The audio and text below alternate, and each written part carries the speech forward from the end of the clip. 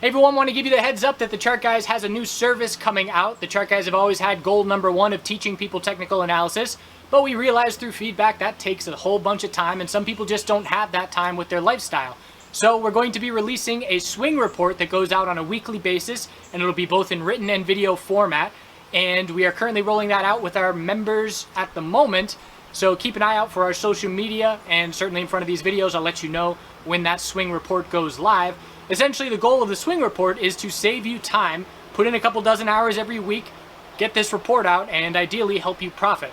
So I appreciate your support, and I will let you know when it is live for the public. Hey traders, lots of volatility today. Congrats to the overnight bulls with a huge move up and a big gap up open. We also had a bullish reaction to economic data this morning, and then we saw a major sell-off. And we definitely need to be aware of the lack of liquidity that the market is currently seeing. And this is something that you see that is very common with blow-off tops that we were talking about a couple weeks ago. And it reminds me of Bitcoin 2017, where you saw the huge surge up, you hit the all-time high, you dump down, and then you start trading within that range. And because you cleared the order book on the way up and the way down, there's not as many market makers. A little bit of dollar volume goes a lot further. We certainly have high dollar volume these days, but the moves are a lot more rapid.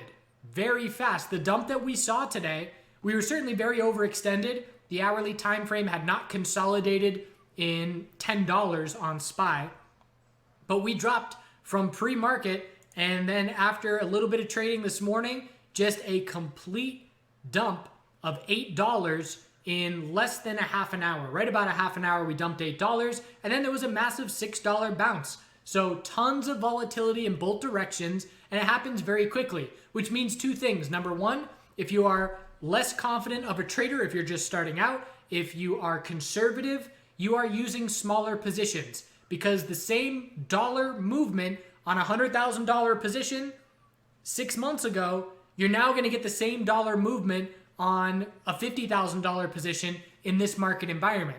If I am confident and if I'm aggressive, I am using the same position sizing, or I'm increasing my position sizing with the opportunity that this volatility is giving us. So again, looking for the most likely scenario to continue to be the tightening daily range. We got the high, we've got our low, and we're scouting a lower high compared to 323.41. We're watching for volume to continue to drop off to tell us that a tightening range is the most likely scenario within these two levels. Is our daily lower high set? We can't say yet because the hourly uptrend is still intact for the bulls.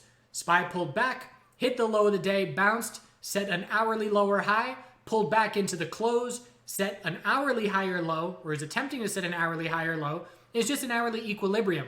And this is the case for a lot of individual names, but we will have to see hourly downtrends confirmed with a break of the low of today, tomorrow, if we're going to say that our daily lower high has been set. So pretty much, again, burden of proof is on the bears. If the bulls hold 307.67 tomorrow, that's a short-term victory, at least delaying setting that daily lower high.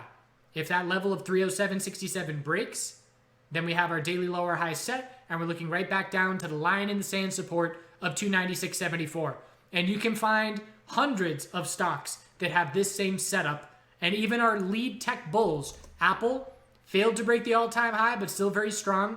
We would have to break the low of today to reject from that all-time high and set a daily lower high. Amazon, same thing. Bounce, is this our lower high? We closed pretty strong. We'd have to break the low of today to say that our daily lower high has been set. So we're watching for it, but we know the bears have to prove it to us. We now on SPY. SPY is setting up, it's teaching the world to, if you see red, close your eyes and buy the dip. And you've certainly, I'm sure, heard of Dave Portnoy with Davey Day Trader Global, whatever he's got going on. And he's just saying stocks only go up. And he's burning that into the brains of these hundreds of thousands of new traders that are entering the market since COVID happened and everybody's at home. But not only that, you have experienced people that, again, they're getting lulled into a sense of complacency where market's down, just buy it. We have examples of a V-shaped recovery on the weekly time frame. We dumped on the daily, V-shaped recovery to a certain degree, and we dumped today on the hourly with a V-shaped recovery to a certain degree. as long as that keeps happening, again, it's going to continue to reinforce this psychology in the market.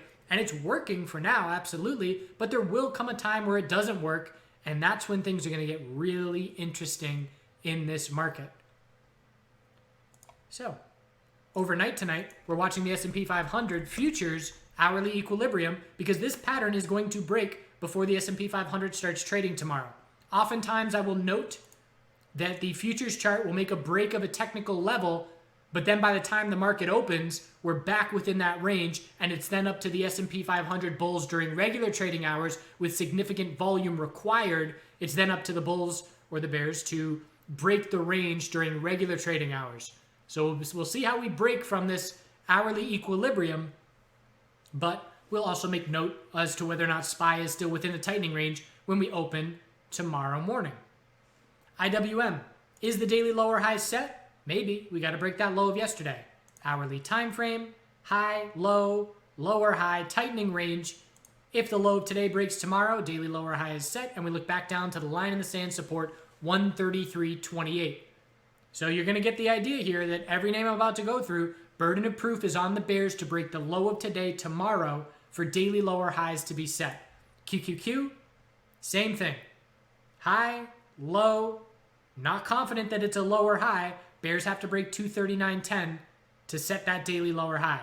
For now, bulls still confident.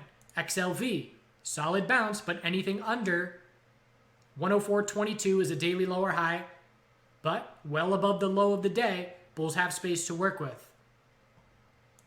XLF, high, low, maybe a lower high, have to break the low of today to confirm it. And if we do, we'll be watching for the potential of a head and shoulders pattern on the daily time frame here.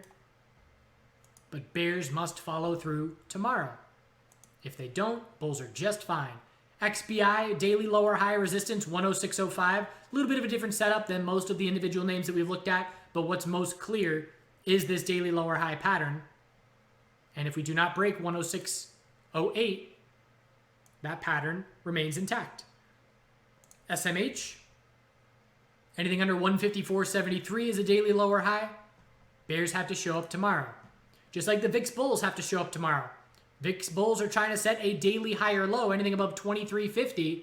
But if we don't break 37.50, we're not going to be confident saying that our daily higher low has been set yet. It's also entirely possible we just see daily inside bars tomorrow after such wide range today on a lot of names. But it all depends on where we stand when we open and how the first half hour of trading goes. Gold. So gold's still correlated to the S&P 500 to a certain degree, but didn't get as much bullish strength overnight. 4-hour trend change attempt, low, high, higher low. Bulls have to break 1733 to change the 4-hour trend, which means zoom out and then look at key daily resistance, the 1745 double top, for the bulls to attempt the daily trend change. Have to change that 4-hour trend to set the daily higher low at 1704. Silver broke the high of yesterday, but not significantly. Anything under 1819, just a daily lower high.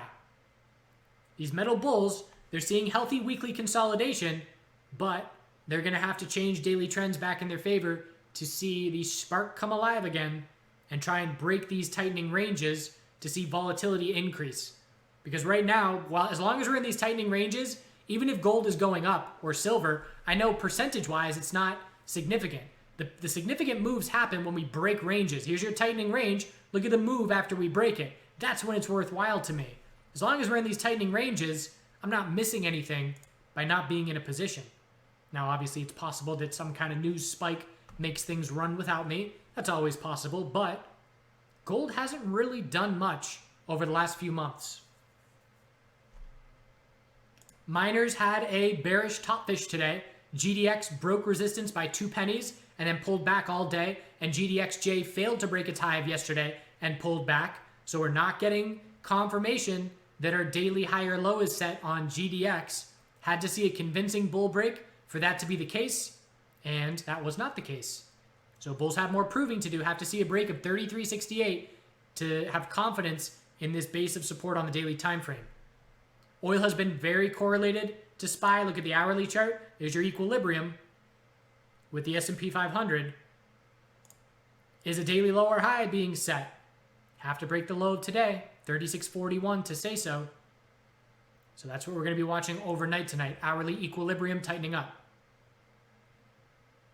Natural gas bears keep their complete control, as we've been saying for weeks and weeks. As long as the weekly 12-period exponential moving average continues to reject the price, the bears are in complete control. We had a 10th rejection last week. We're working on an 11th rejection this week, I think. Yep. And we don't have many support levels left. We've got 1536, which is still holding, and then 1477, and that's it.